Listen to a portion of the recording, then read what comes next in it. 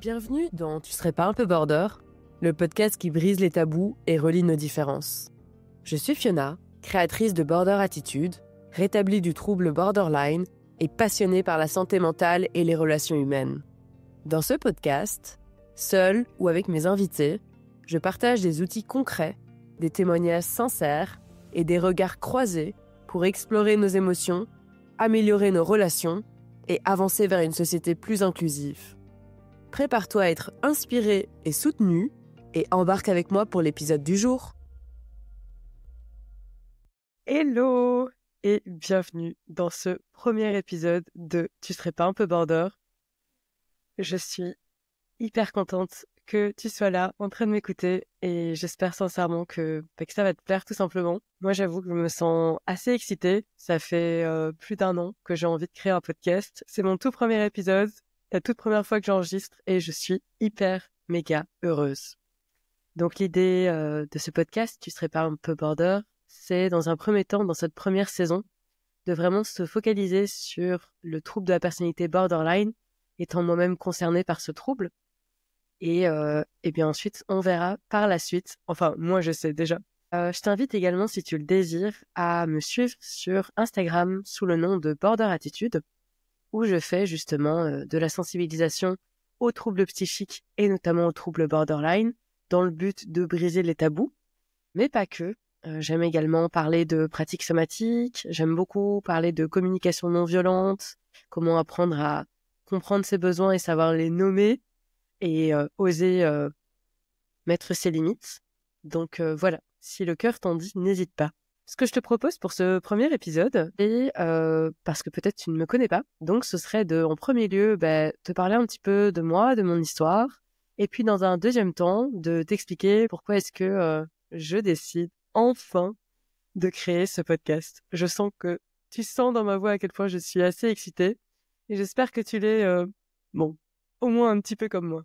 Donc me concernant, j'ai toujours senti que j'étais différente depuis toute petite. Depuis toute petite, je ressens vraiment une peur assez extrême de l'après-mort, sans trop savoir d'où elle vient.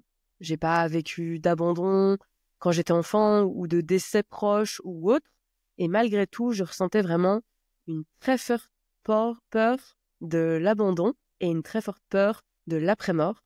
Et en fait, je visualisais l'après-mort comme étant un endroit où techniquement je vis encore, mais je ne peux plus bouger, je ne peux plus rien faire, mais j'existe et je suis seule pour toujours, pour la nuit des temps, dans le noir. Et ça m'insécurisait très fort au point où j'en avais des crises d'angoisse. Je connaissais pas ce terme-là à l'époque, mais j'avais des crises d'angoisse et des TOC, des troubles obsessionnels compulsifs, avec des pensées très impulsives et un grand besoin de compulser pour faire face à ces pensées intrusives dès mon plus jeune âge. Et malgré le fait que j'en ai parlé autour de moi, notamment à ma mère et à ma meilleure amie de l'époque, je me sentais très fortement seule et incomprise, et le fait de savoir que ça allait arriver à un moment ou à un autre me mettait très très fort en insécurité. Et du fait de cette incompréhension, j'ai décidé de tout intérioriser et d'arrêter d'en parler. Au-delà de ça, je sentais que j'étais très sensible. Vraiment, parfois, c'était dur pour moi d'oser partager ce que je ressentais quand j'étais enfant, parce que dès que je voulais parler, même si je me sentais en colère ou autre, tout ce qui ressortait, en fait, c'était des pleurs. Et j'avais tellement peur de me faire juger à l'école que je préférais ne rien dire. Donc, j'ai vraiment pu ressentir un décalage assez marqué dans mon enfance. Et j'ai beaucoup déménagé également. J'ai vécu en France, en Belgique et au Brésil. Et aujourd'hui, je suis franco-belge, ou belgo-française, comme on m'invite à le dire en Belgique, puisque je vis en Belgique désormais. Et je me suis retrouvée en fait à 18 ans à commencer à travailler en Belgique. Et mon copain de l'époque habitait au Brésil à ce moment-là. On était en relation à distance. Et c'était prévu qu'il vienne me retrouver en Belgique pour qu'on ait notre happy ending en Belgique. Je m'apprêtais à faire mes études de pharmacie. Bref, c'était le conte de fées qui devait arriver. C'est ce que je croyais en tout cas. Et en fait, c'est pas vraiment ce qui s'est passé, puisque en fait, je vais dire à la seconde, mais en tout cas à quelques jours près, après son arrivée à Bruxelles, j'ai pas compris ce qui m'est arrivé. j'ai vraiment vécu de terribles symptômes et je l'ai pas vu venir. Donc, qu'est-ce qu'il y a eu comme symptômes? Eh bien, il y a eu des crises d'angoisse avec sensation de mort imminente. Donc, j'ai eu l'impression que j'allais mourir là, maintenant, tout de suite. Et c'était effroyable. Mais pas que, j'ai commencé à avoir des crises de colère extrêmement fortes qui étaient invivables et insurmontables et ingérables.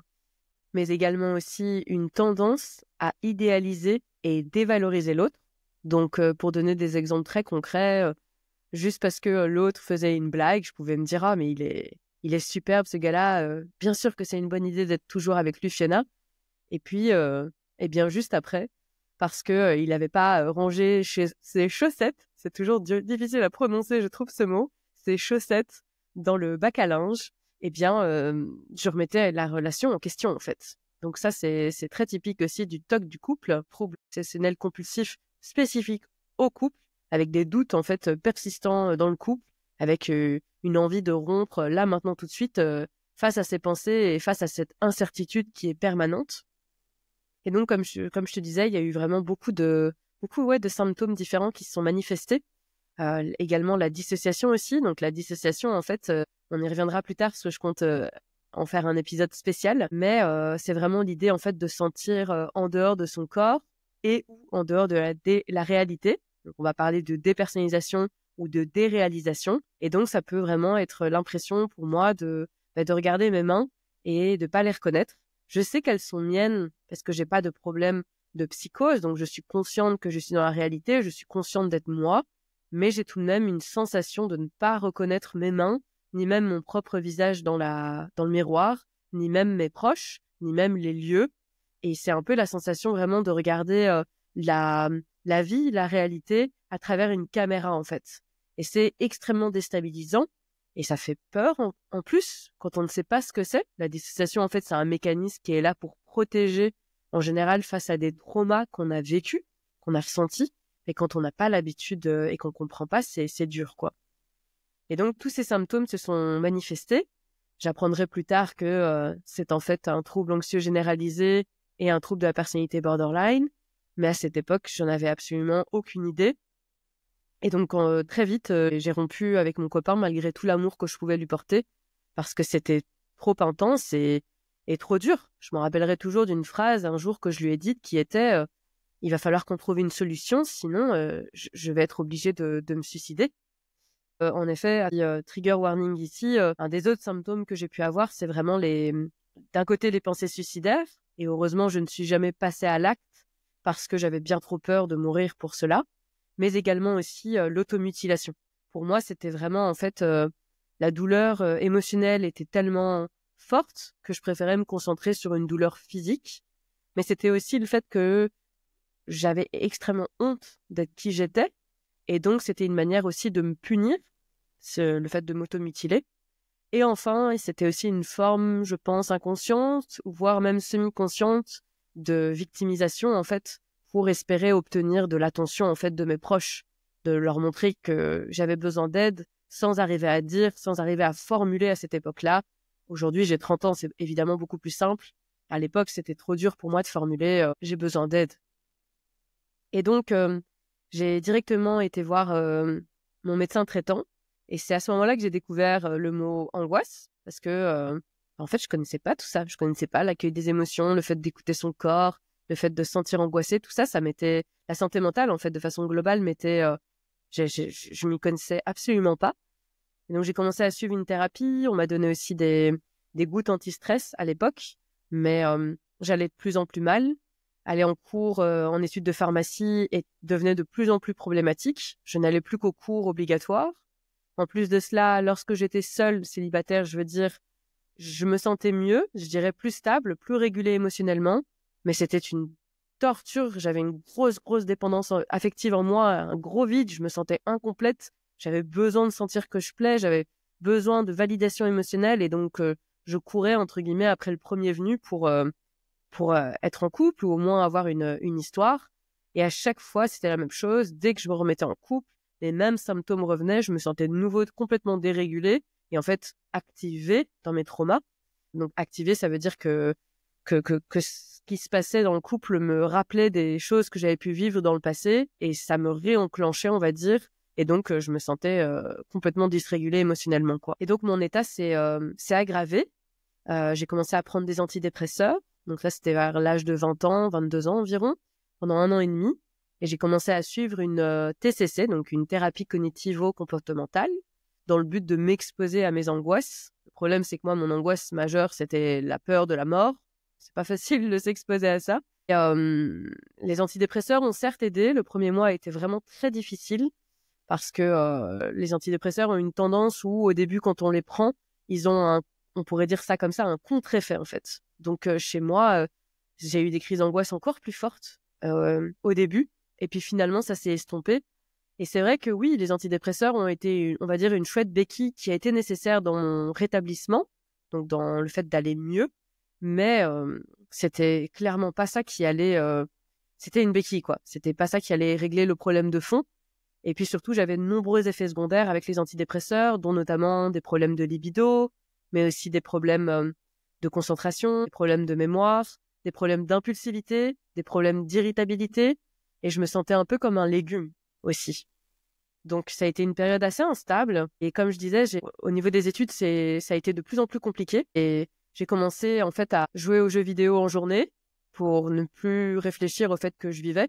Et la nuit, eh bien, sortir tous les soirs et boire beaucoup d'alcool et fumer 20 clopes par jour pour, en fait, oublier que je vivais. C'était vraiment ça.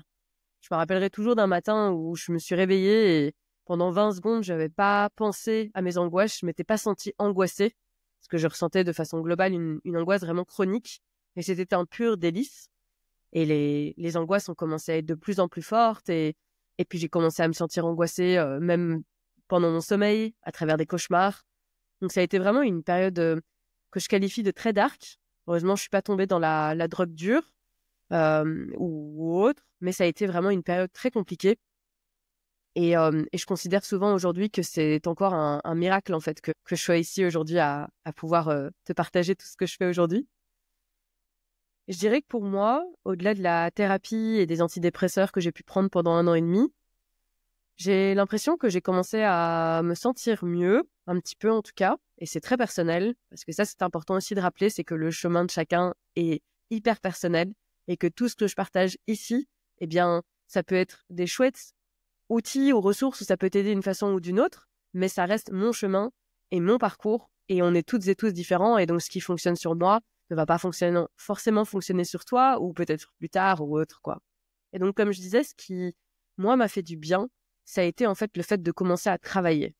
Le fait de commencer à travailler, ça m'a permis d'avoir un cadre, en fait, mais également aussi de ressentir une forme de reconnaissance. Je me sentais utile, et j'étais dans un environnement qui était très bienveillant, très bienveillant. J'ai arrêté mes études de pharmacie, à mon grand regret, et je suis devenue vendeuse dans un magasin de jeux de société. Donc, rien à voir, on est d'accord. Tu l'auras compris, peut-être. Je suis également passionnée des jeux de société. Et c'est vrai que d'avoir ce cadre, de commencer à devenir indépendante financièrement, de changer d'appartement aussi, d'avoir un peu tout ce renouveau et tout, ça m'a fait beaucoup de bien. En tout cas, personnellement, ça m'a fait beaucoup de bien. Et c'est là que j'ai commencé à me dire que c'était important de prendre soin de soi. Et donc, alors que ma mère m'avait parlé depuis des années, par exemple, de cohérence cardiaque et que je ne l'écoutais pas, eh bien, j'ai commencé à faire de la cohérence cardiaque. Donc, si tu ne sais pas ce que c'est une méthode, en gros, qui consiste à prendre soin, à se focaliser sur sa respiration et d'inspirer par le nez pendant 5 secondes, puis d'expirer par la bouche pendant également 5 secondes, le tout pendant une durée de 5 minutes. Et ça a vraiment des vertus sur le système nerveux pour apprendre à te réguler émotionnellement. Donc, j'ai commencé à prendre soin de moi en parallèle de mon boulot. Donc, j'ai commencé à faire beaucoup de sport, à faire attention à ce que je mange, à réduire ma consommation d'alcool et de sorties, à arrêter les jeux vidéo et à plonger dans le développement personnel. Et oui, c'est vrai, vraiment, j'ai commencé à me sentir mieux. Je me sentais plus stable et c'était plus chouette. Néanmoins, je sentais toujours un décalage avec les autres et j'avais beaucoup de pensées intrusives. Donc, j'ai suivi une formation de pleine conscience pour apprendre à mieux méditer. La méditation n'était pas toujours évidente et d'ailleurs, elle n'est pas toujours recommandée, la méditation, parce que ça dépend comment tu te sens dans ton corps. Parfois, si tu es trop, je reviens à ce mot-là, activé, eh bien, en fait, le fait de méditer, sachant que tu te sens en insécurité dans ton corps, eh bien, ça peut être dévastateur. C'est pour ça que c'est très important d'écouter son corps avant tout. Mais du coup, j'ai commencé un petit peu à méditer petit à petit, et c'est vrai que ça m'a aidé, et ça m'aide encore aujourd'hui, à prendre du recul sur ces pensées qui peuvent parfois être permanentes, presque dans ma tête. C'est très dur, du coup, de les dompter, on va dire. Et c'est très dur aussi de prendre du recul et de lâcher prise sur ces pensées, de se rappeler qu'elles ne définissent pas forcément ce que je pense. Et donc, j'ai continué de grandir et de trouver toutes ces ressources. J'ai continué d'aller en thérapie aussi.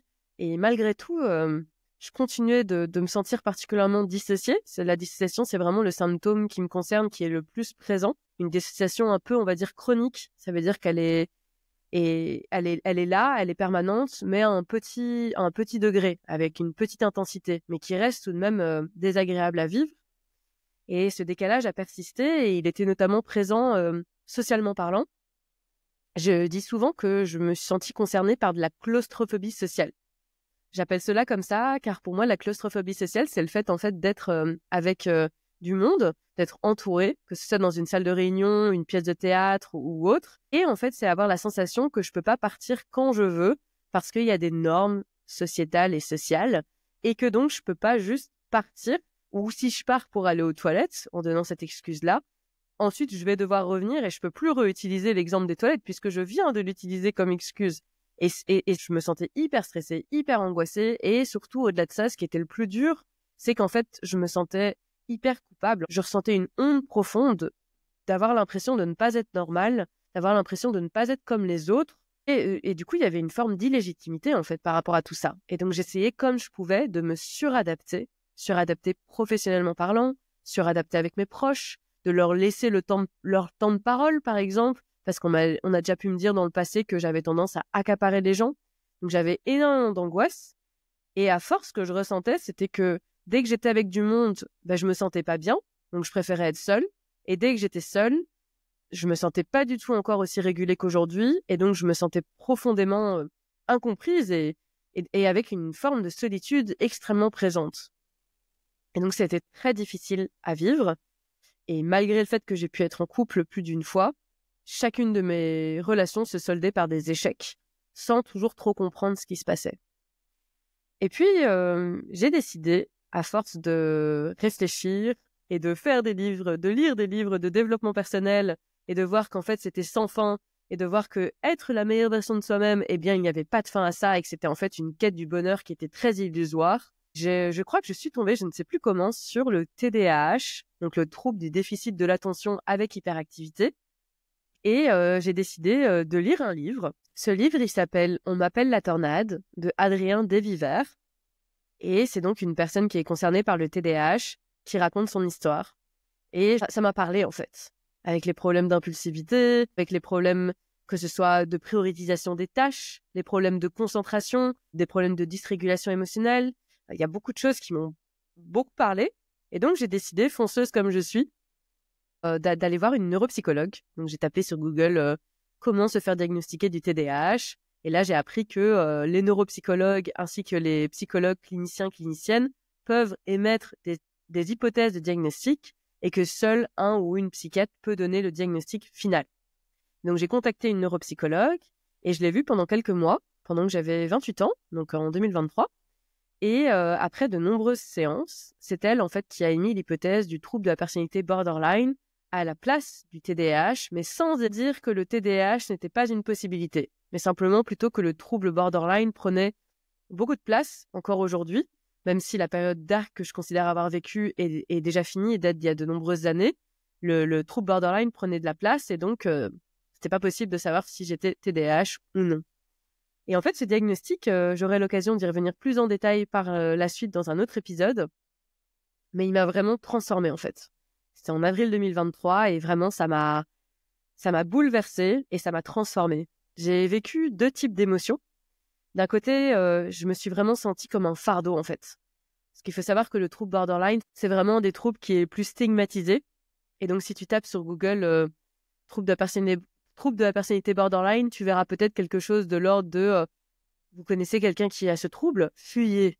Ce sont des manipulateurs et des manipulatrices. Et donc, je me suis sentie, oui, profondément stigmatisée avec une étiquette sur moi. Et ça a été extrêmement dur à vivre, à ressentir. Et en même temps, je suis hyper heureuse d'avoir enfin eu ce diagnostic parce qu'en fait, ça m'a permis une gigantesque libération. Ça m'a permis vraiment de me sentir enfin libérée, enfin déculpabilisée, d'avoir une forme de légitimité dans mon mal-être, dans tout ce que j'ai pu ressentir depuis des années. La sensation vraiment d'avoir vécu quelque chose d'effroyable, qui est très injuste, et que, comme je l'avais déjà dit tout à l'heure, que c'est un miracle que je sois encore ici. C'est vraiment quelque chose que j'ai pu ressentir et ça m'a fait du bien du coup. Et très vite, puisque à peine quelques semaines plus tard, il y a eu une dévotion à l'idée d'être une porte-parole pour en fait sensibiliser aux troubles borderline et à la santé mentale en général sur les réseaux sociaux. C'est là que j'ai créé donc Border Attitude et mon site borderattitude.fr. Et en fait, cette idée, elle était déjà là en moi depuis des années, cette envie vraiment en fait, d'apprendre, de créer et puis de transmettre tout ce que j'ai pu apprendre pour en fait transformer mon vécu en ressources utiles dans le but que ça puisse aider d'autres personnes à déjà se sentir moins seules, pouvoir également se sentir mieux compris, comprises, et puis leur donner une sorte d'élan et d'espoir pour avancer en fait. Et donc comme je disais, ce diagnostic, il a été extrêmement révélateur, et je pense que sans lui, j'avais pas les clés en fait pour pouvoir vraiment avancer. Et aujourd'hui, je me sens vraiment rétablie, même si j'ai encore des symptômes et j'ai encore d'autres difficultés. Mais en tout cas, je me sens beaucoup plus stable et beaucoup plus régulée que j'ai pu l'être dans le passé. Je parle de rétablissement parce qu'en fait, il y a une différence, on considère, entre le rétablissement et la guérison. Parce qu'on considère qu'en fait, quand on est concerné par un trouble, on le sera toute sa vie.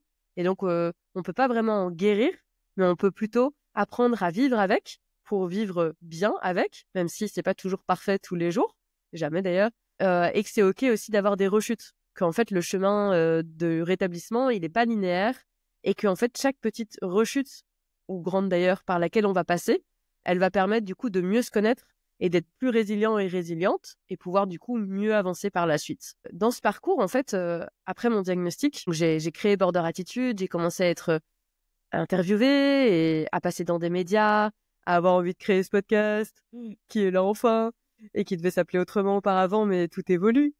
Et en fait, j'ai créé une communauté, en fait, c'est créé petit à petit sur Instagram, où les gens ont pu échanger, et ça a été vraiment chouette de voir cette évolution. Et je pense qu'en fait, ça m'a transformée parce que avant, j'étais très focalisée sur l'efficacité et sur les objectifs, et moins sur l'humain. J'avais une grosse difficulté à écouter. J'avais une forme d'empathie, mais qui était un peu comme voilée de par la dissociation. Grâce à Border Attitude, mais également aussi grâce à la Maison Perchée, qui est une association non médicalisée qui est là pour accompagner les personnes qui sont concernées par des troubles bipolaires, schizophréniques, schizoaffectifs, donc ça veut dire bipolaire et schizophrène, et également borderline.